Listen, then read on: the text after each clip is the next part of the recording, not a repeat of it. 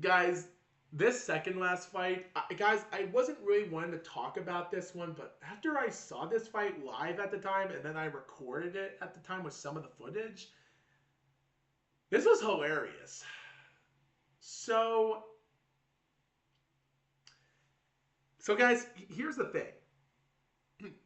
We have Brandon Moore versus Skylar Lacey. Now let's talk about the story before we talk about the fight. So Brandon the Bam. Wait, is that Barn? No, Bam. So Brandon the OJ Bam Moore, his undefeated record in his career from becoming WBC USA Silver Heavyweight title in 2021 has been great. His win against some journeyman fighters like Rodney Moore and Terrell JML Woods, great journeyman. I give him credit, even though he's not a great winner. But when he does win fights, it's special. Or even his 15-9-1 fight against someone from Mexico in 2021 was another good win there by knockout. And even though his Curtis Harper in that no contest, which is, I don't know the information of that, was interesting. And he also defeated Elijah McCall, Oliver McCall's son, in 2023, which we'll get to that story with Oliver in the future. But after his North American Boxing junior weight fight against Robert Simmons, it seemed like he was going to make it big. And by 2024, he was going to get something up. But then Richard Torres Jr., silver medalist in the Olympics, knocks him out in round 5 by KO in a 5-round fight for the vacant North American Boxing Federation junior heavyweight title, even though it wasn't vacant. Was it vacated because Brandon Moore won the title, but then 6 months later it stated that the title was vacant, and then Torres lost. And to be honest, the fight had the scorecards 39-37, and the other two judges had 40-36, all favoring Torres. Brandon Moore was dominated that he left the United States, and then in November the 9th and November the 16th, he had 2 fights in Colombia by promoter Jesus Escalera, the guy that got his butt beat by Jonathan Goudry. So, yeah. Brandon Moore left the country to fight a couple nobody fights, and now he's back in America as we speak. Now, Skylar Lacey is another story. Skylar Lacey is from Indianapolis, Indiana. Now, guys, a lot of these territories like Florida, Texas, California, New York are territories where you have to box. Just because you're from another state that you're born like New England or probably the Indiana territories or something like that, or Michigan or other areas that don't have a lot of success in your town or state, you can still get the heck out of there and go somewhere and try to live out. It doesn't mean that you can still represent your territory or your continent of what area you're living in the United States.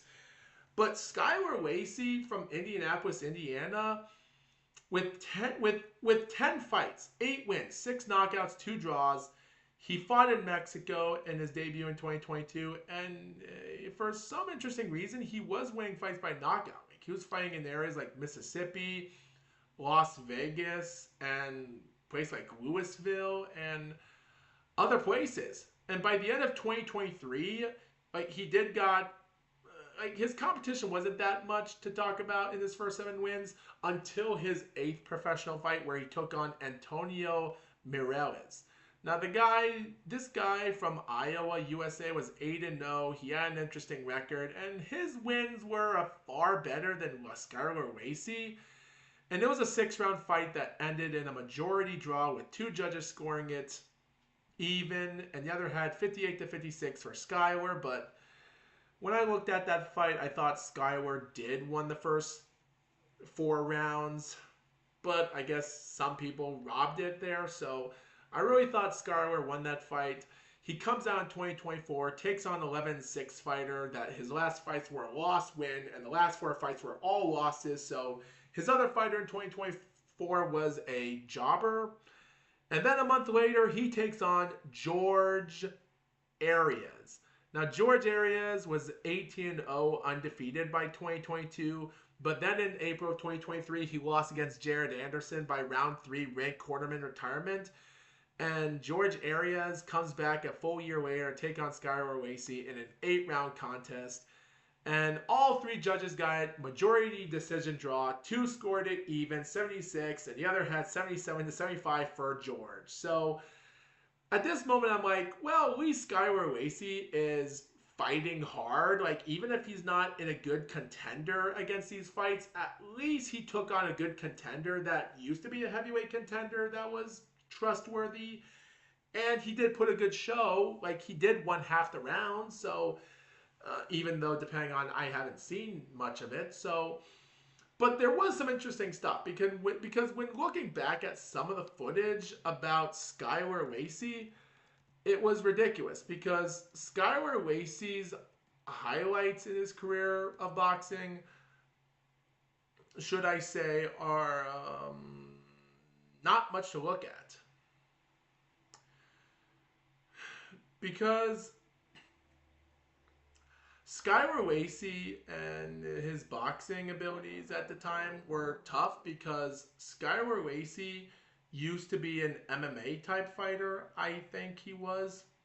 Like, someone said that he was an MMA fighter or something. But yet again, I find that ridiculous because I looked up information and I did find a YouTube video called USA Today Now, which has 0 views, and it was uploaded 3 days ago, and it's just a thumbnail of an MMA fight, but the title says Skylar Lacey versus Brandon Moore, full fight, Shields versus Perkins highlights. So I don't know why someone thought it was an MMA fight, but yeah, ridiculous.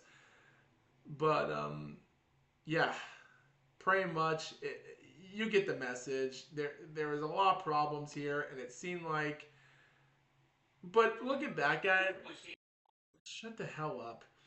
So it just seemed like that there's a lot of problems here, that Skylar Lacey didn't seem like he was a built-worthy fighter. Like, he was 6'7", 260 pounds, but Brandon Moore, trying to recover from his defeat last year ago, it just seemed like that all that energy he had last year was not there anymore. And it seemed like Skylar Lacey was just becoming a hype job. So Brandon Moore comes into this fight, and the first couple rounds were just decent fighting.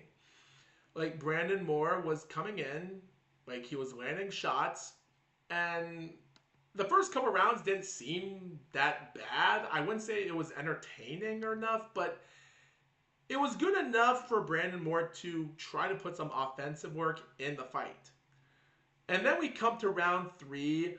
Like, at this moment, guys, this is the moment where we realize that this is the problem. This was like Lennox Lewis versus Henry Akinlande for their WBC title match in 1997. And that's what it looked like. And even though I couldn't find a lot of highlights or information of Skylar Lacey in boxing, the first couple rounds, there were times that there was clinching in the fight, which, looking at Brandon Moore taking on a guy that was a good clincher, it just seemed bad. It was almost like how Danny Williams lost against Vitaly Klitschko and then took on a guy that couldn't stop clinching, and it just made him a bummed out fight. And this is now Brandon Moore coming back in America, and now he's taking on a guy that can't stop clinching. The first couple rounds were mostly clinching. Like, well, the second round. The third round just got a little bit oblivious because, like, 1 minute left into the third round, like, Brandon Moore's throwing out a punch, and even when he does, Skylar comes in, grabs him, clinches him, and moves him forward, and they bump near one of the corners, and a friggin' cameraman falls, and the camera, and then someone said, go live to the cameraman that fell, and it was so ridiculous. Brandon Moore turns around. They cut to another shot of Brandon Moore turning around. The referee, by the way, the referee's name here, let me find out. The referee's name here is Steve Willis. The Steve Willis I have heard of. He's the guy that was involved in the IBF World Minimum Weight title fight against Shigeoka versus when Pedro Tendren defeated Shinji Oko for an IBF title last year in Japan in July. So, which I have heard of him before. Uh, I don't want to talk about that. But yeah, they cut the fight and realized that that a friggin' camera dude fell, and this is the moment. Like after that was over, and then they cut to a cameraman falling in the arena, and then the cameraman falls back. They even cut to the replay, and then when they cut back live, it shows the cameraman that another camera person outside the ring on top of the rope is recording the other guy on the other side of the camera that's back on his feet. He waves to the audience at home, which is funny enough, but yeah, after the end of round 3, which was nothing interesting, just another round for more. Uh, yeah, like after the end of round 3, you can tell that something fishy was going on, and it got worse. Round 4 became another interesting thing. Now, every time Skylar Lacey clinches, Brandon Moore tries to throw punches. Now, don't get me wrong, guys. It is common that there's fighters clinching each other and there's people still punching each other, which is something you shouldn't do, like punch in the back of the head. But yet again, I would never do that. But if someone annoys me like that, I'm sure your other fighter or I'm going to start doing harmful things to you. So I look back at this footage today and I'm like, don't tell me that Skylar Lacey was so upset that every time he was clinching Moore was punching him. And this is what led to point abductions, because during the middle part of that 4th round, Steve Willis was given both of them warnings to stop clinching. And man, oh man, he goes to the rope, 1 minute left of the fight, and then out of nowhere, Skylar gets into the ropes. Moore's trying to push him out, but Skylar gets him again. They're wrestling each other. And then I see, like, I think Brandon Moore threw the right punch even during the clinch, and then the referee said timeout. And he gives Brandon a 1-point abduction. The referee, the commentators are like, well, it is questionable, and the referee, they're just trying, like, the referee's trying to get some stuff done here. Like, he's trying to put this fight together as best he can. Like, Brandon Moore was the one getting pushed to the rope, so why abduct in the point? And then the fight continues where Skylar is finally throwing some punches, but at this moment, by the end of round 5, Moore is now attacking him. He's pushing Skylar to the ropes, and then Skylar has no choice but to clinch him, and then he wrestles him again, and then boom, 13 seconds left, he says timeout and gives him 1 point as well. So the scorecard for that 4th round was a 9-8 score for Brandon Moore, but it just gets worse, because in round 5, 1 minute left in the fight, Brandon Moore throws a punch to the back of the head, throws another punch, scares off Skylar, and Skylar is just grabbing him again. Brandon puts his hands up, grabs again, pushes again, and then, by the way, the referee's trying his best to tell him to stop doing this. He abducts him another point again. The score is a 10-8. And by the end of round 5, like, we come to round 6, and it's just the same thing. Like, he's trying to give him warnings. He even goes to Brandon Moore's corner at one point, trying to tell him to stop this, don't do that. Like, at this moment, he's abducted Skylar Lacey 2 points already, and if I would say he was going to think about deducting him a 3rd point, I would just say disqualify the fight. Forget it. Round 6 was similar. He couldn't stop clinching. The commentators are pointing out that he's already getting tired, and he lost a lot of his energy in the first rounds of the fight, and he's already tired. There's nothing he can do. And the referee, Steve, is trying to tell him to stop. If you're trying to do this or that, I'm trying to stop you from clinching. I'm just giving you all the warning. The trainers and coaches don't know how to stop Skylar from doing anything. And that round was so bad. We come to round 7, and by the end of round 7, which was similar than the other rounds, Steve Willis walks up to the corner and trying to tell Brandon Moore, Moore, as he did in some rounds ago, telling him, look, just remember, if he's clinching you, push him out of the way. Don't let him start clinching you to the ropes. And he's trying to give him warning, but just remember that. Even though Brandon Moore, he has nothing to do, but at least he can do is try to push him out of the way instead of just letting him keep clinching you to the ropes.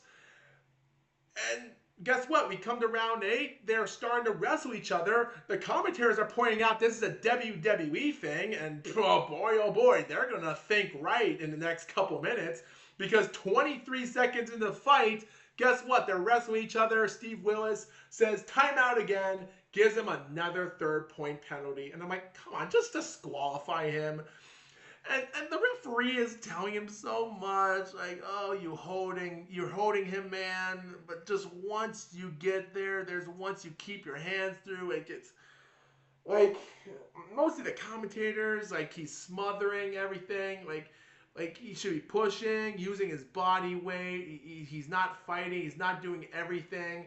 And there's a moment where Skylar Lacey, this is where I thought the fight was over. He's clinching Brandon Moore again, and then boom, Brandon Moore is like grabbing part of, like Skylar's grabbing part of his arm. He misses the rope. It looks like Brandon Moore is getting out of the way. He's behind his back.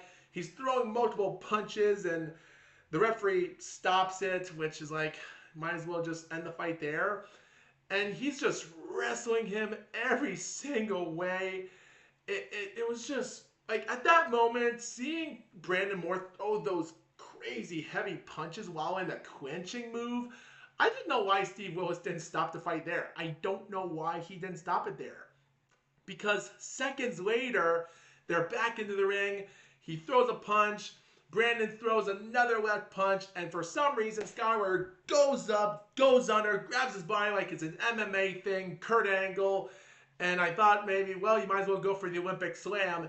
And I thought, oh, great. Well, great. They're going to clinch in the ropes again.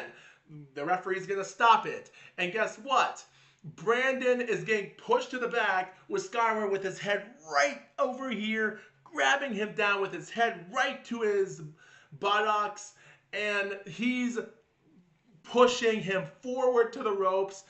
And my, oh my, his butt, like Brandon Moore's butt slips down, his head goes back to underneath the 2 ropes. Like, if you watch the fight, you'll understand what I'm talking about. In the middle of the 3rd rope and the 2nd rope. And Skylar goes with him. He spears him through a table outside the ring, and the crowd is going bananas down through a table. It was such the greatest thing of mankind. Dude, Henry Akiwande and Lennox Lewis could have never come up with a better story-filled moment like that ever. Or even how Danny Williams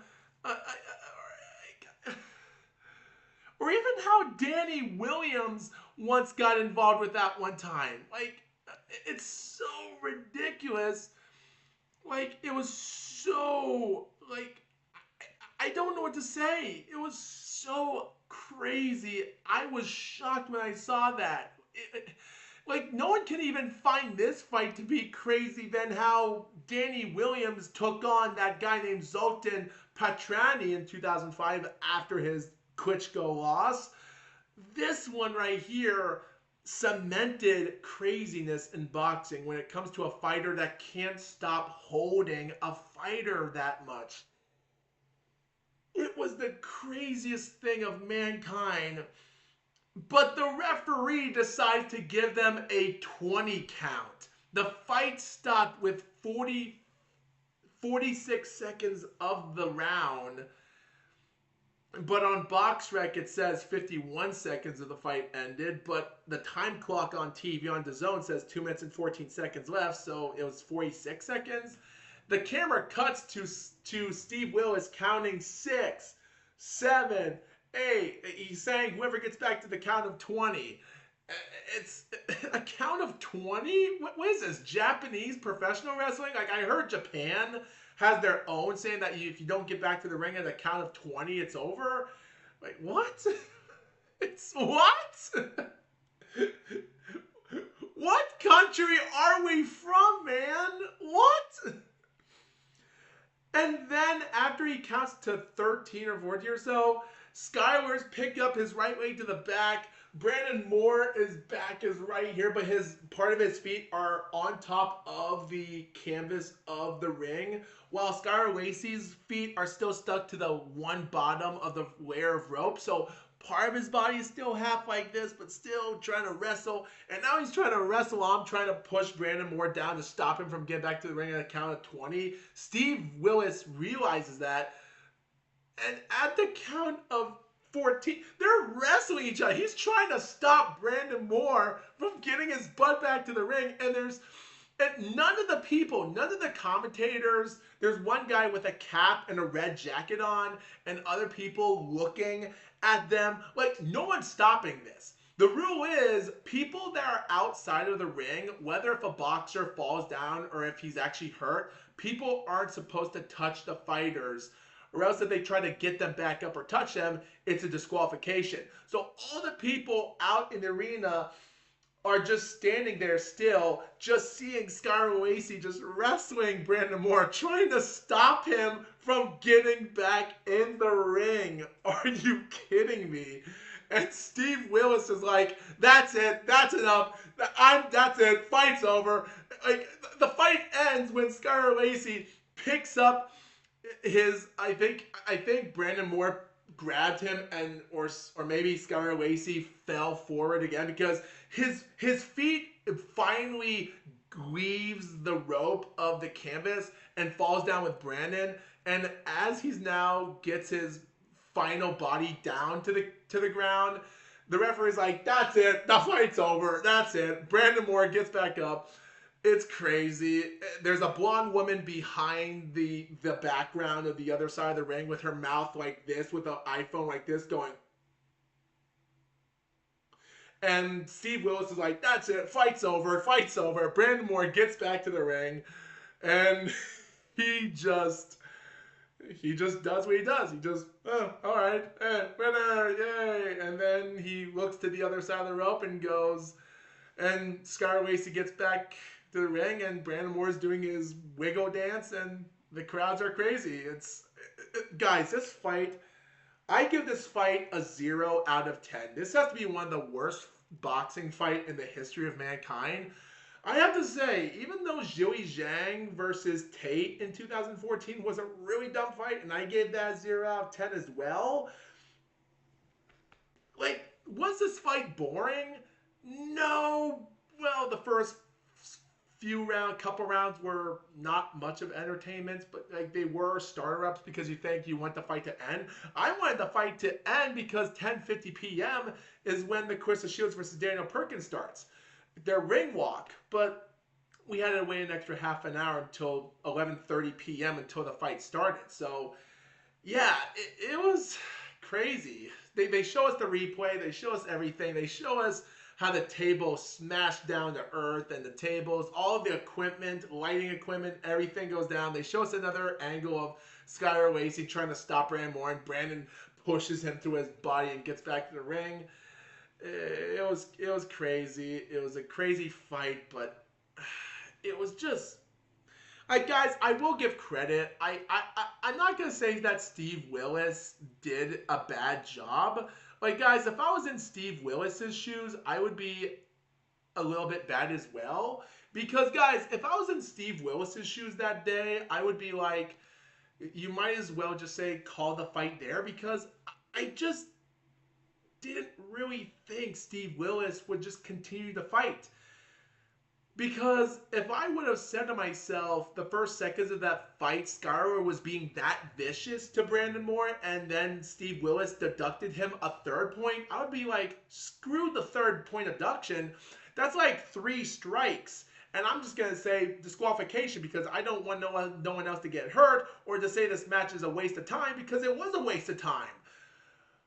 But no, Steve Willis continues the fight, and then seconds later, boom, they get out to the ring, and that's it. So technically, I would have just ended the fight there and just say, hey, instead of giving you a third point deduction, I would just call the fight.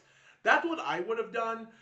And even though Steve Willis has been a referee for a good amount of time in his career, but even though he's been involved since 2003 and he's done for 22 years now, and even as a judge, he's only started being a judge a year and a half ago in one country, but he's only been a full-time referee since. So I wouldn't really say he's bad, but at the same time, this was a really hard fight to deal with.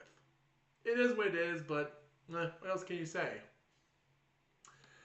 Brandon Moore picks up the win, but at this moment, I just don't think there's nothing good about Brandon Moore anymore at this moment. I feel like Brandon Moore's career in boxing after this fight became the straw that broke the camel's back. And that's the end of Brandon Moore here. Like, I could see Brandon Moore having another fight this year, probably, because he's had 19 professional fights, and I do want to see another one right now this year to see what he does. He's rated number 69, but this fight really didn't help him. Like, yes, he's the IBF USBA heavyweight championship, but yet again, do I even want to put him in a title match right now? After his loss against Richard Torres last year ago, no. Brandon Moore, I'm sorry, but I just don't think your career's gonna come back anymore. Like, it was a great moment, but this right here was not a good heavyweight fight for him. So, yeah, not that good.